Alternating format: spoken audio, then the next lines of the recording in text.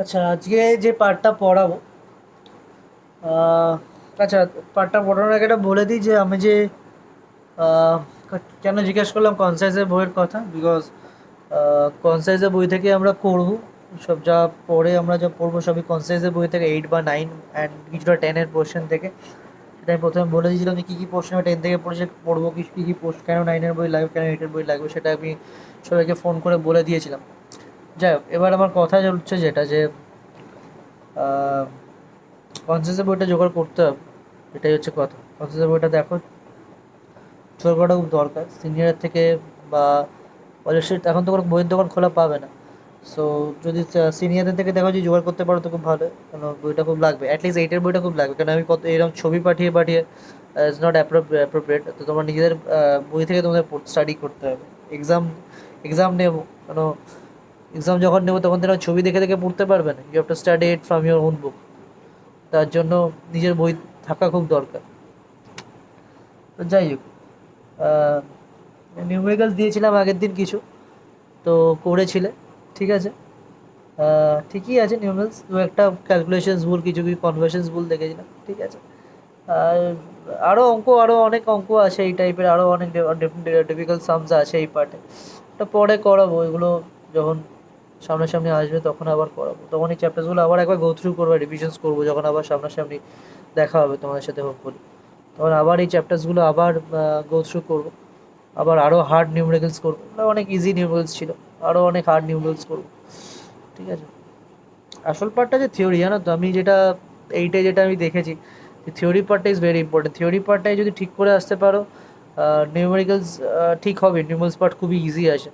আসল জায়গা হচ্ছে নিউমেরিক্যালস পার্ট, থিওরি পার্টটা যদি মানে শুনতে খুব অদ্ভুত লাগে, কিন্তু এটা ফ্যাক্ট যে ফিজিক্সে যদি থিওরি পার্ট অনেক আসে, থিওরি পার্ট যদি ঠিক করে আসতে পারে নিউমেরিক্যালস পার্টটা খুব সোজা আসে। থিওরি পার্টটাই দেখি একটু আর কি, বাইরে থেকে যেটা আসে এটা থিওরি পার্টেই আসে, নিউমেরিক্যালস পার্টে খুব একটা বাইরে থেকে আসে না। থিওরিটা পড়াটা খুব ইজ ভেরি ইম্পর্টেন্ট। যাক, তো আমরা যেটা পড়বো আছে যে density of it substance and relative density. তো আমরা আগে ডেন্সিটি পড়েছি, রিলেটিভ ডেন্সিটি পড়েছি। এবার এই ডেন্সিটি আর রিলেটিভ ডেন্সিটি কীভাবে ভ্যারি করে in different states of matter. In different states of matter কীভাবে এই ডেন্সিটি আর রিলেটিভ ডেন্সিটি ম্যাটার ভ্যারি করে সেটা আমরা পড়বো। তো আমরা জানি যে ম্যাটারের তিনটে স্টেট হয়, একটা হচ্ছে সলিড, একটা হচ্ছে লিকুইড, একটা হচ্ছে তোমার গ্যাস। খুব সিম্পল জিনিস, যে তোমার তিনটে স্টেট হয়, সেটা হচ্ছে সলিড, লিকুইড অ্যান্ড গ্যাস। এবং আমরা অ্যাকর্ডিং টু মলিকিউলার মডেল দিয়ে আমরা জানি যে সলিডস আর মোর ডেন্সলি প্যাকড, সলিডস আর মোর ডেন্সলি প্যাকড, লিকুইডস আর লুজলি প্যাকড, এবং গ্যাস আর সবচেয়ে আর ভেরি লুজলি প্যাকড, তাই তো। এবং তার ফলে বলতে পারি যে একটা substance is highly dense in solid state, a substance is highly dense, কথাটাই লিখিনি, মুখে বলছি এদিকে লিখি, অদ্ভুত আমি। তো highly dense in solid state এবং less dense in liquid state and least dense in gaseous state. তাহলে আমি কি দেখতে পাচ্ছি, আমি দেখতে পাচ্ছি এটাই, যে একটা সাবস্টেন্স যখন সলিড স্টেটে থাকে, একটা সাবস্টেন্স যখন তোমার সলিড স্টেটে থাকে তখন তার ডেন্সিটি ম্যাক্সিমাম, যখন লিকুইডে থাকে তখন তার ডেন্সিটি মিডিয়াম, আর যখন গ্যাসিয়াস স্টেটে থাকে তখন তার density least. This is my equation, ঠিক আছে। তাই দিস ইজ মাই, যেটা আমার কথা বলার মানে যেটা আমি বলতে চাইছি আর কি, যে একটা সলিড অনেক বেশি denser than liquid, liquid is অনেক অনেক বেশি, liquid is more denser gas than a gas obviously. আচ্ছা, এবার যেটা বলার ছিল যে ডেন্সিটি অফ সলিড সাবস্টেন্স তো সাবস্টেন্স ইন সলিড স্টেট মানে একটা সাবস্টেন্স যদি তার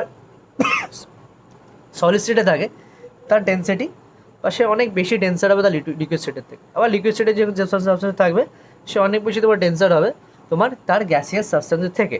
এবার ব্যাপারটা হচ্ছে যে আমি যেটা আমি চার্ট করে দিই, তোমাদের বইতে আছে, আমারও উচিত করে দেবো। চার্টটা থেকে দেখলে তুমি বুঝতে পারবে যে এরকম স্টেট অফ ম্যাটারের ওপরে কীভাবে ডেন্সিটি আর রিলেটিভ ডেন্সিটি তোমার ম্যাটার করে।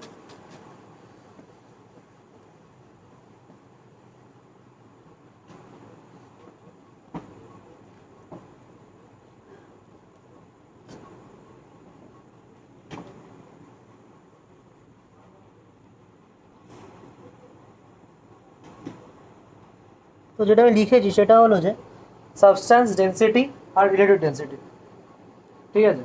তো আমি প্রথমে সলিড কিছু সাবস্ট্যান্সের নাম বলছি। তো প্রথমে দেখো আইস বলছি। আচ্ছা, আইসের একটা এক্সেপশন আমি দেখাবো, আইসটা বলবো।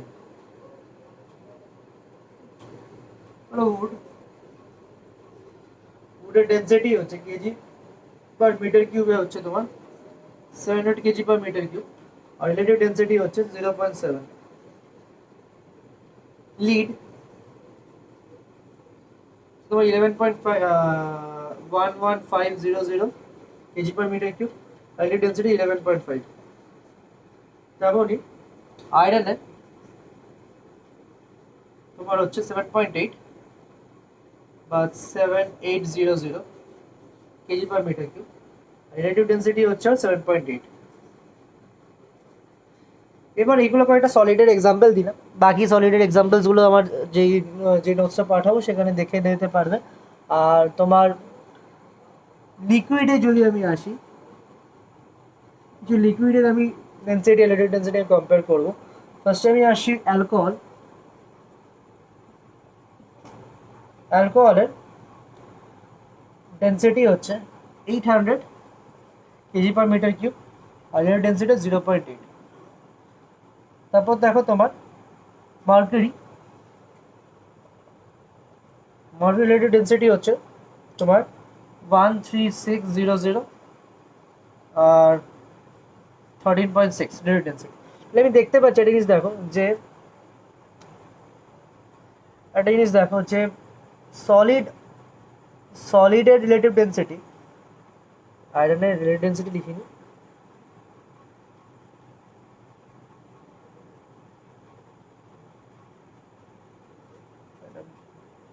লেখা উচিত ছিল 7800 7.8। তো দেখো ভালো করে ব্যাপারটা যে সলিডের রিলেটিভ ডেন্সিটি তোমার আরেকটা এক্সাম্পল দিচ্ছি আমি। ধরো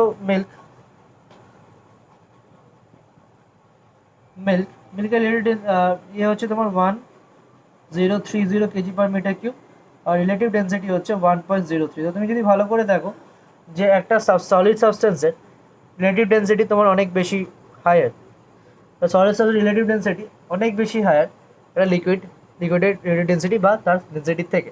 তো বাকি চারটা তোমার ইয়েতে দেওয়া আছে, তোমাদের যে নোটসটা পাঠাবো সেই নোটসটা তোমার দেওয়া আছে। আচ্ছা, এবার আমি কি বললাম যে একটা সাবস্টেন্সের তার সলিড স্টেট, এটা কথা মধ্যে রাখা, একটা সাবস্টেন্সের তার solid state is always more than is liquid state. Always তার ডেন্সিটি সবসময় বেশি হয়। একটা সাবস্টেন্সের তার ডেন্সিটি, এটা solid state is always greater than is liquid state, এবং লিকুইড স্টেট আবার is greater than is gaseous state. এবার কিন্তু এরও আবার একটা এক্সেপশন আছে।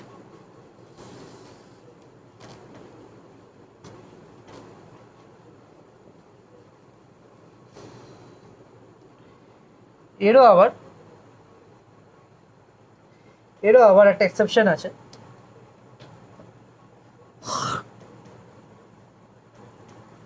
এক্সেপশন হচ্ছে কেন যে তখন আমি আইসটা লিখলাম না, এই কারণে বিকজ আইস হচ্ছে নিজে একটা এক্সেপশন।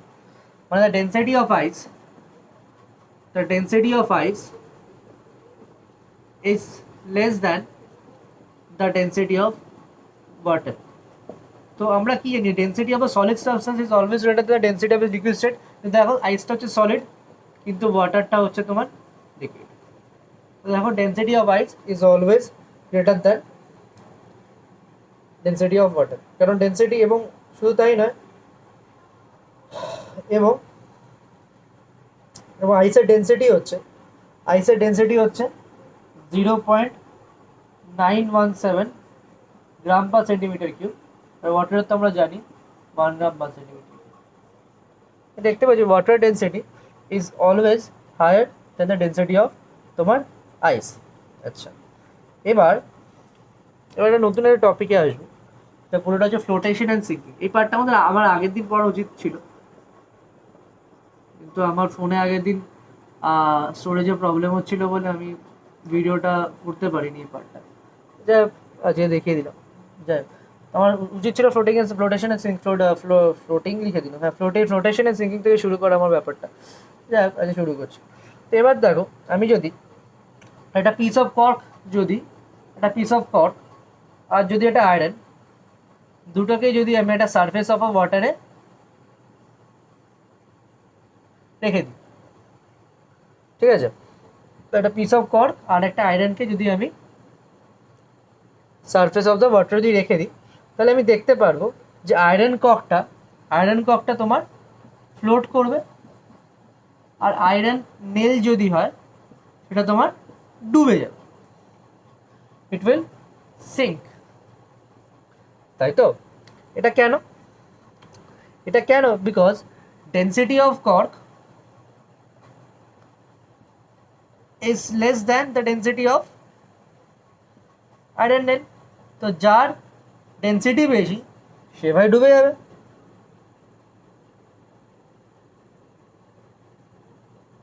ঠিক আছে, এবং শুধু density of cork is less than density of iron, সেটা ঠিক আছে, শুধু তাই নয়, ডেন্সিটি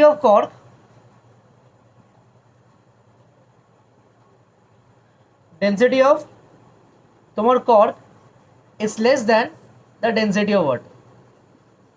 যেহেতু ওয়াটারের ডেন্সিটি থেকে কর্কের ডেন্সিটি কম, সেই জন্য তোমার কর্কটা তোমার ডুবে যাবে, while the density of iron যেন কর্কটা তোমার ভেসে থাকবে, যার ডেন্সিটি কম, যে সারফেসের ওপর আসে সেই সাবস্টেন্সটা ভেসে থাকবে, আর ডেন্সিটি অফ আয়রন যেহেতু is greater than density of water, সেই জন্য তোমার এটা ডুবে যাবে আর এটা ফ্লোট করবে। তো তো আমরা ডেন্সিটি অফ আয়রন আমরা কত জানি? ডেন্সিটি অফ আয়রন আমরা জানি 7.8 গ্রাম পার সেন্টিমিটার কিউব, আর ডেন্সিটি অফ ওয়াটার হচ্ছে 1 গ্রাম পার সেন্টিমিটার কিউব। নিজেই প্রমাণ দেখে নাও, অনেক বেশি। আর কর্কের ডেন্সিটি হচ্ছে 0.25, তোমার 0.25, আর ওয়াটার ডেন্সিটি হচ্ছে 1 গ্রাম পার সেন্টিমিটার কিউব। নিজেই দেখে নাও কোনটা বেশি, as simple as that.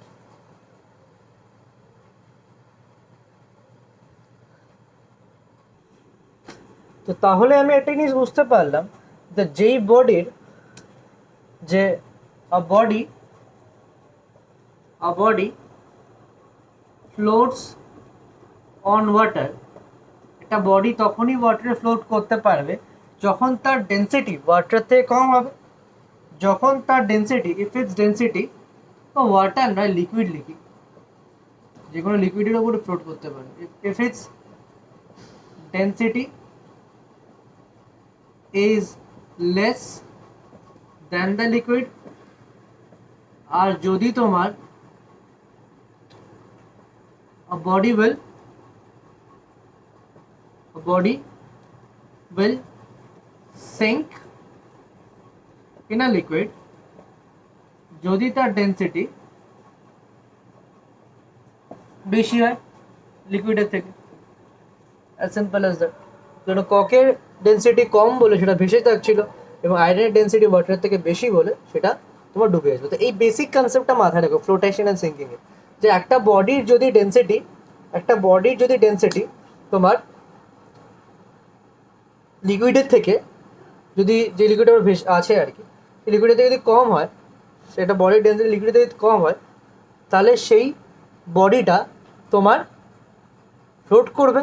আর যদি সেই বডিটার ডেন্সিটি যদি লিকুইডের থেকে যদি বেশি হয়, তাহলে বডিটা তোমার ডুবে যাবে, অ্যাজ সিম্পল অ্যাজ।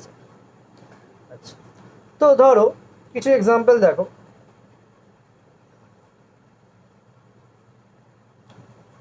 তোমাকে যদি বলে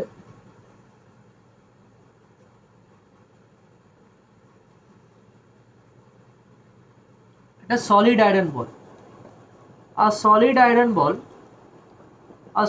আয়রন বল, যার ডেন্সিটি কিনা 7.86 গ্রাম পার সেন্টিমিটার কিউব, ঠিক আছে। তো বললো যে ওয়াটারে it will float or sink, ওয়াটারে it will float or sink. তো কী হবে? It will sink obviously, because ওয়াটারের ডেন্সিটি হচ্ছে 1 গ্রাম পার সেন্টিমিটার কিউব আর আয়রনের density 7.86 gram per centimetre cube. Density যদি যার আয়রনের ডেন্সিটি ওয়াটারের থেকে বেশি, যেটা ফ্লোট ডুবে যাবে অবভিয়াসলি। আচ্ছা, এবার ধরো বললো একটা মার্কারি ডেন্সিটি আমি বলে দিলাম 13.6 গ্রাম পার সেন্টিমিটার কিউব। এবার বলো যে কী হবে, সলিড আয়রনটা ডুবে যাবে নাকি ভেসে থাকবে? অবভিয়াসলি ভেসে থাকবে, বিকজ সলিড আয়রনের ডেন্সিটি তোমার কম মার্কারির থেকে, যেহেতু কম সেই জন্য তোমার ভেসে থাকবে। As simple as that, will float and this will sink, as simple as that. বাতি হিসাব। আচ্ছা,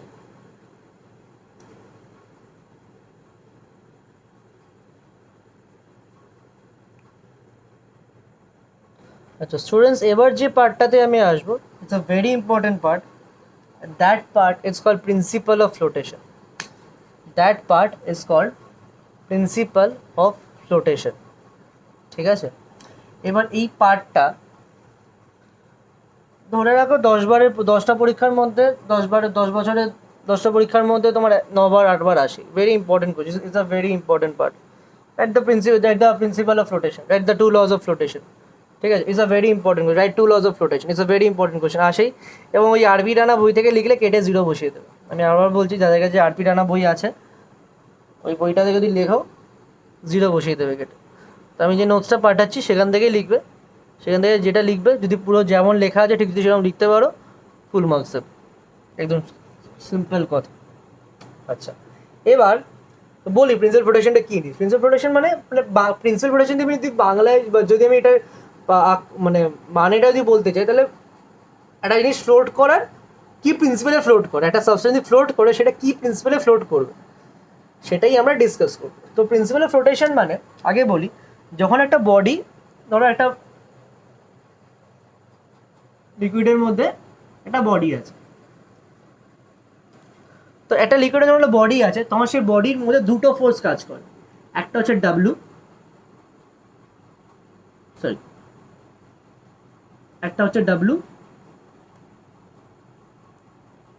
এবং আরেকটা হচ্ছে তোমার এফ। এই ডাব্লু আর এফটা কি জিনিস ভাই?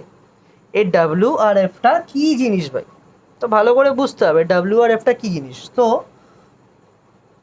ভালো করে দেখো, তো আমি ফার্স্টে আসছি। ফার্স্ট লটা, যখন একটা বডি কি বলো, আমি প্রথমে একটা কথা বলি, যখন একটা body is emerged in liquid তখন তার মধ্যে দুটো ফোর্স তোমার কাজ করে, একটা হচ্ছে ডাব্লু, একটা হচ্ছে এফ। তো ফার্স্ট ডাব্লুটা কি? ডাব্লুটা হচ্ছে wait of the body, wait of the body, যেটাকে আমরা ডাব্লু বলি, ছোট ক্যাপিটাল ডাব্লু, ঠিক আছে। এবং এ কি করে, এ কি করে, এই ফোর্সটা বলি আমরা weight of the body. Weight তো একটা ফোর্সই, তাই না? তো ওয়েট অফ দ্য বডি কি করছে, সে বডিটাকে তোমার ভার্টিক্যাল ডাউনওয়ার্ডস, তোমার নিচের দিকে টেনে আনছে, আমাদের ওয়েটটা কি করে, আমাদের ওয়েটটা মানে আমাদের যে ওয়েট মানে কি, the force by which we are attracted to the centre of the earth, তাই তো। তো এই ডাব্লু কি করছে, এই বডিটার ওয়েট ও কি করছে, তাকে নিচের দিকে টেনে আনছে। এবার নিচের দিকে টেনে আনে তাহলে কি হয়, একটা বডিটার সাথে ডুবে যাবে, ঠিক আছে। আর যদি জলে যদি তুমি ধরো জলে সাঁতার কাটছো, সুইমিং পুলে সাঁতার কাটছো, তোমার পা ধরে দিকে নামিয়ে দেওয়া হয়, টেনে দিয়ে আমি তোমার পা ধরে তোমার নিচের দিকে টানছি আমি, তাহলে তুমি তো ডুবে যাবে। As simple as that. তাহলে এই বডির ওপরে ওয়েট অফ দ্য বডি, মানে ডাব্লু যখন কাজ করছে, এই ওয়েট অফ দ্য বডি যখন কাজ করছে তখন কি করছে, এই বডিটাকে নিচের দিকে টেনে আনছে, মানে ওই ফোর্সটা তোমার সেই বডিটাকে তোমার নিচের দিকে তোমার সিঙ্ক করে দিচ্ছে। It has a tendency to, this force has a tendency to sink the body, এই ফোর্স কি করে, বডিটাকে নিজের দিকে তোমার ডুবিয়ে দেয়, সিঙ্ক করে দেয়। আচ্ছা, সেকেন্ড যেটা হচ্ছে, সেকেন্ড যে ফোর্সটা তোমার কাজ করছে সেটা হলো তোমার বুয়ান্ট ফোর্স। বুয়ান্ট ফোর্স যেটাকে আমরা এফবি বা এফবি মানে ফেসবুক নয় কিন্তু, F small B, B for B stands for buoyant আর F for stands for force, not Facebook. Okay, so তো এফবি মানে that is the buoyant force. এই বুয়ান্ট ফোর্স কি করে, ঠিক উল্টোটা করে। এই বুয়ান্ট ফোর্স একটা বডিকে ভার্টিক্যালি আপওয়ার্ডস মানে ওপরের দিকে টানে, দেখো ভার্টিক্যালি ওপরের দিকে টানছে, ফোর্সটা দেখো ওপরের দিকে কাজ করছে। তাহলে বুয়ান্ট ফোর্স তোমার বডিটাকে ওপরের দিকে তোমার টানছে, ঠিক আছে। এবং এবং the buoyant force is equal to the weight of the liquid displaced by the immersed part of the body. কথাটা মানে কি দাঁড়ালো? দাঁড়ালো হচ্ছে, ধরো আজকে একটা লিকুইড আছে 20 ml, একটা সাবস্টেন্স ফেললাম, ফেলার পরে ওয়াটার লেভেল রাইজ করবে। তো এই ওয়াটারের লেভেল যে রাইজ করবে, যে ওয়াটারের লেভেল, বা আমি এটাকে কি বলতে পারি, এটাকে লিকুইড ডিসপ্লেসমেন্ট বল। লিকুইডটা ডিসপ্লেস হয়ে গেলো, একটা জায়গায় 20 ml ছিল, এবার 30 ml চলে এলো। তাহলে লিকুইডটা একটা জায়গা থেকে একটা জায়গায় ডিসপ্লেস করলো, তো সে কতটা ডিসপ্লেস করবে? এটা ডিসপ্লেস করবে হচ্ছে by the buoyant force. Buoyant force কী করছে, বডিটাকে তোমার উপরের দিকে তুলছে, উপরের দিকে তোলার ফলে লিকুইডের যে ইমার্শন লেভেলটা সেটা তোমার উপরে চলে আসছে। উপরে আসার ফলে সেটা কেন হচ্ছে? Because that due to weight of the লিকুইডের মানে লিকুইডের যে ওয়েটটা সেটা তোমার ডিসপ্লেসড হচ্ছে। এটা ডিসপ্লেস হচ্ছে by the immersed part of the body, যতটা পার্ট তোমার লিকুইডের মধ্যে তোমার এমার্সড আছে। তার ফলে কী হচ্ছে, তোমার লিকুইডের লেভেল রাইজটা লিকুইডটা ডিসপ্লেস করছে। এবং সেটা কিসের জন্য করছে? সেটা হচ্ছে তোমার এই এফবি মানে তোমার বুয়ান্ট ফোর্সের জন্য তোমার করছে, ঠিক আছে। আচ্ছা, তাহলে আমি কি দেখলাম, আমার দুটো ফোর্স কাজ করে। একটা ফোর্স হচ্ছে ওয়েট অফ দ্য বডি, যে হচ্ছে বডিটাকে নিজের দিকে টেনে আনে, আর একটা তোমার বুয়ান্ট ফোর্স, যেটাকে ভার্টিক্যালি আপওয়ার্ডস দিকে তোমার টেনে আনে। এবং the buoyant force is equals to weight of the liquid that is displaced by the immerse part of the body. Immerse part of body মানে যে ইমার্স পার্ট, বডিটা যে যতটা ডোবানো আছে ইমার্স জয় লিকুইডের মধ্যে, তার সে যতটা লিকুইড ডিসপ্লেস করলো, দ্যাট ইজ ইকুয়ালস টু তোমার buoyant force.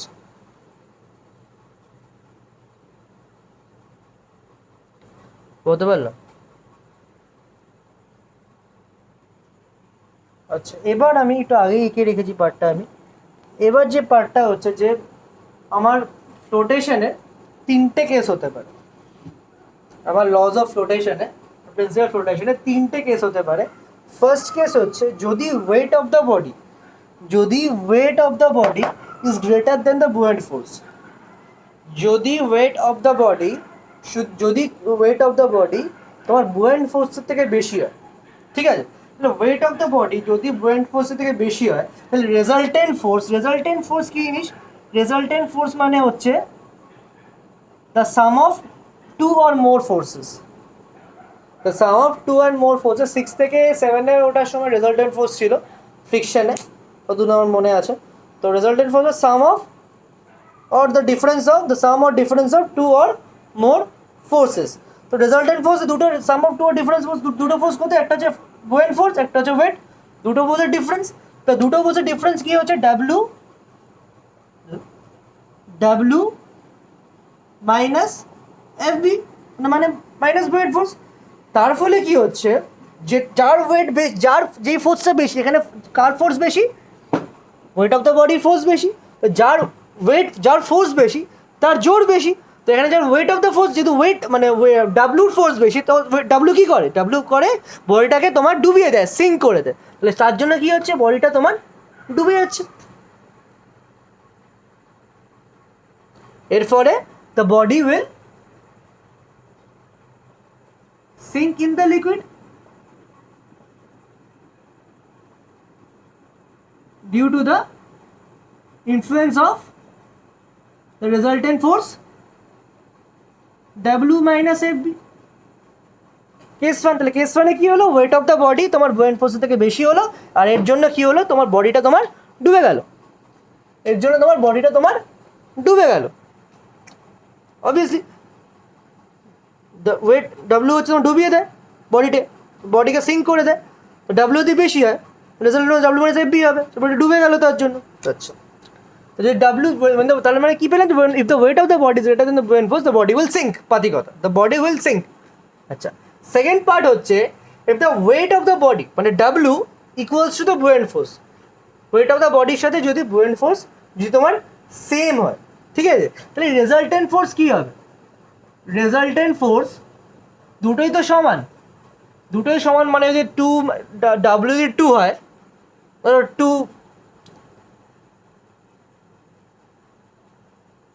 Force dyne whatever two dyne যদি হয়, ঠিক আছে, ডাইন পার সেন্টিমিটার কিউব যদি বা ডাইন হয় ফোর্স, তো হোয়াট এভার, তো ডাব্লিউ যদি টু হয়, বুয়েন্ট ফোর্স যদি টু হয়, তাহলে কী হবে? দুটোই সমান হলে জিরো হয়ে গেল রেজাল্টেন্ট ফোর্স। রেজাল্টেন্ট ফোর্স কত? এখানে জিরো। রেজাল্টেন্ট ফোর্স এখানে জিরো হয়ে গেলে, দুটো যদি সমান হয় তাহলে কী হবে? তোমার রেজাল্টেন্ট ফোর্সটা তোমার জিরো হয়ে যাবে। এর ফলে তোমার যে বডির মানে এর যে অ্যাপারেন্ট ওয়েট, বডির যে অ্যাপারেন্ট ওয়েট সেটাও তোমার জিরো হয়ে যাবে। আর যদি তোমার একটা বডির অ্যাপারেন্ট ওয়েট যদি তোমার জিরো হয়ে যায় তাহলে কী হবে? দ্য বডি উইল, ভালো করে শুনতে হবে কথাটা, the body will float just inside the water, inside the surface of the liquid. বডিটা কী হবে? ধরো এই হচ্ছে লিকুইড, এই হচ্ছে সারফেস, ঠিক সারফেসের ঠিক ওপরে তোমার ভাসতে শুরু করবে। As simple as that. এটা কেন হয়? এটা হয় তখনই যখন density of the liquid is equals to the density of the solid. সলিডের ডেন্সিটি আর লিকুইডের ডেন্সিটি যখন এক হয়ে যায়, তখন এই বডিটা will just float inside the surface. লিকুইডের ঠিক সারফেসের ওপরে, নট সারফেসের ওপরে না, একদম সারফেসের একদম ভেতরে। এই যে সারফেসের ঠিক ভেতরে, ঠিক ইনসাইডে তোমার এটা ফ্লোট করতে শুরু করবে। এরকম অ্যাপারেন্ট লাইফে কেস খুব কমই হয়। তুমি কোনোদিন দেখবেন কোনো একটা সাবস্টেন্স জলের ওপর এরকম করে ভাসছে, অর্ধেক ভাসছে, নয় উপরে উঠে আছে, নয় ডুবে আছে, অর্ধেক এরকম অবস্থায় জিনিস খুবই কম হয়। অ্যাপারেন্ট রেজাল্টেন্ট ফোর্স কেস টুটা খুব কমই হয় আমাদের প্র্যাকটিক্যাল লাইফে। আচ্ছা, প্র্যাকটিক্যাল কেস। এবার থার্ড কেস হচ্ছে the weight of the body, if the weight of the body is less than the buoyant force. If the weight of the body is less than the buoyant force, মানে বডিটার wait যদি তার বুয়েন্ট ফোর্সের থেকে যদি কম হয়ে যায়, তাহলে যদি বুয়েন্ট ফোর্স যদি ওয়েট অফ দ্য বডি বুয়েন্ট ফোর্সের কম হয়ে যায়, তাহলে কী হবে? বুয়েন্ট ফোর্স বেশি, বুয়েন্ট ফোর্স কী করে? বডিকে ওপরের দিকে উঠতে সাহায্য করে, ভার্টিক্যালি আপওয়ার্ডস টানে, তাহলে বডিটা কী হবে? বডিটা তোমার ওপরে উঠে থাকবে, it will pull the body upwards, তাহলে এর ফলে কী হবে? The body will float partially above the surface of the liquid. লিকুইডের ঠিক ওপরে পার্শিয়ালি, তোমার পুরো না, পুরো এরকম উঠে বসে থাকবে না। আজ পর্যন্ত তুমি কোনো যদি দেখবেন লিকুইড একদম উপরে এরকমভাবে দাঁড়িয়ে আছে, সেরকম হবে না, তো পার্শিয়ালি সেটা তোমার ভেসে থাকবে।